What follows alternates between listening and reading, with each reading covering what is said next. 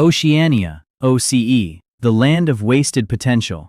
What if you were born with the talent to be a world champion, but your biggest enemy was the ground you stood on? Welcome to Oceania, the graveyard of esports dreams. This isn't a story about a lack of skill, it's a story of wasted potential. For Australian and New Zealand players, every match is an uphill battle before it even begins. Their opponent? Physics itself. They call it the tyranny of distance. Being so isolated means they are forced to play on servers thousands of miles away, resulting in cripplingly high ping. Every click, every shot, every crucial decision is delayed. It's like trying to win a race while running through mud. Because of this, the region bleeds talent. Promising stars are left with a brutal choice: abandon their home for a chance to compete in North America or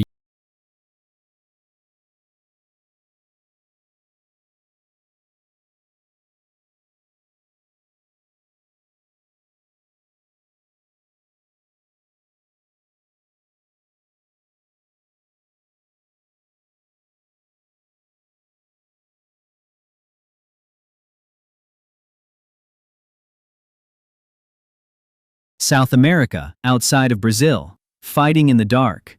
Imagine living next door to a world champion, but you're not even allowed in the same arena. That is the reality for every esports hopeful in South America who isn't from Brazil. While Brazilian teams lift trophies on the global stage, the rest of the continent is fighting for scraps in the dark. This isn't a battle against ping, it's a battle against poverty. For players in countries like Peru, Argentina, and Chile, the dream of going pro is crushed by harsh economic realities. A high-end gaming PC can cost more than a car, and a stable, high-speed internet connection is a luxury few can afford. How can you build a competitive scene when your biggest opponent is an unstable power grid or hyperinflation? This creates a desperate talent funnel, where the only path to success is to escape. The most promising players are forced to abandon their homes and communities, trying to find a spot on a Brazilian or North American roster. It's a tragic cycle that drains the region of its best, leaving behind a massive continent of forgotten contenders with a burning passion that the world rarely gets to see.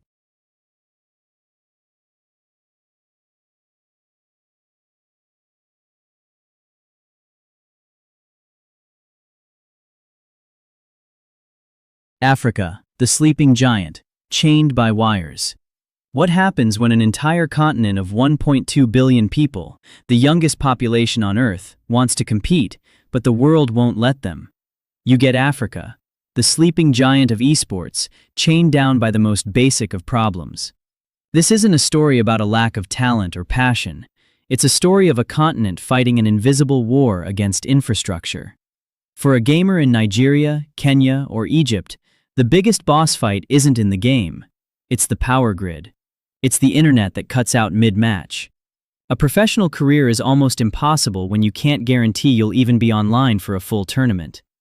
High-end hardware is a distant dream, and local servers are almost non-existent. Yet, despite it all, the fire is spreading. Mobile gaming is exploding across the continent, bypassing the need for expensive PCs and creating a new generation of competitors. They are building a scene from nothing, proving that talent will always find a way. Africa is not just waiting for its turn, it's building its own stage, one connection at a time.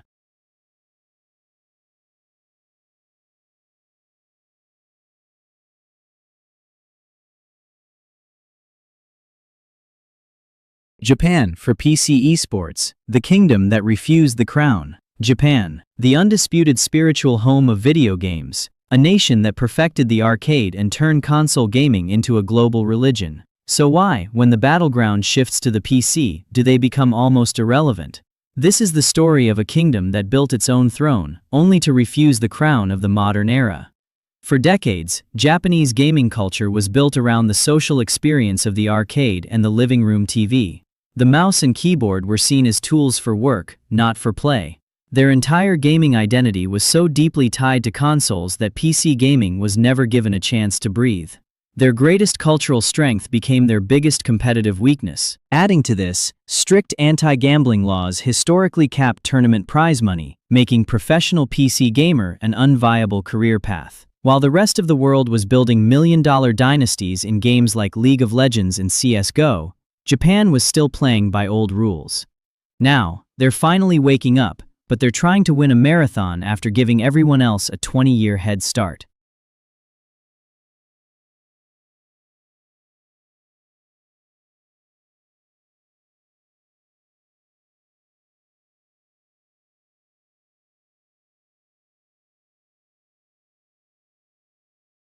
Vietnam, VCS, the warriors of beautiful chaos. In a world of calculated strategies and disciplined play, one region decided to throw the rulebook into a fire.